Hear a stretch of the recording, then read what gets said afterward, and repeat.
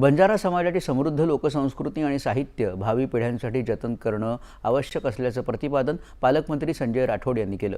यवतमाळ जिल्ह्यातील आर्णी इथं महाराष्ट्र बंजारा कीर्तनकार आणि कवी संघाच्या वतीनं राष्ट्रीय बंजारा प्रबोधनकार महामेळाव्यात ते बोलत होते। यावेळी बंजारा समाजाचे प्रबोधनकार प्रेमदास महाराज यांचा राष्ट्रीय पुरस्कार देऊन गौरव करण्यात आला। महामेळाव्यात पारंपरिक बंजारा भजन महोत्सवही आयोजित करण्यात आला होता। महाराष्ट्रासह आंध्र प्रदेशातील बंजारा भजनी मंडळींनीही यात सहभाग घेतला। नगारा आणि काशाच्या थाळीनं बंजारा बोलीतील पारंपरिक भजनातून व्यसनमुक्ती, हुंडाबंदी, स्वच्छता आणि शिक्षणाचं महत्त्व यासारख्या सामाजिक विषयांवर प्रबोधन करण्यात आलं।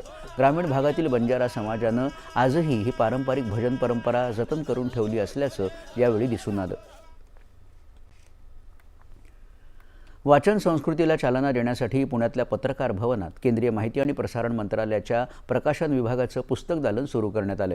पत्र सूचना कार्यालयाच्या अंतर्गत भागात हे पुस्तक दालन उभारलं असून त्याचं औपचारिक उद्घाटन आज फिल्म अँड टेलिव्हिजन इन्स्टिट्यूट पुणेचे कुलगुरू धीरज सिंग आणि पुणे श्रमिक पत्रकार संघ अध्यक्ष उमेश शेळके यांच्या हस्ते करण्यात आलं। या दालनात इतिहास, कला आणि वास्तुकलेवरील आकर्षक कॉफी टेबल पुस्तकं तसंच मुलांसाठी ज्ञानवर्धक गोष्टी, नैतिक शिक्षण आणि बालसाहित्याची मोठी मालिका उपलब्ध आहे।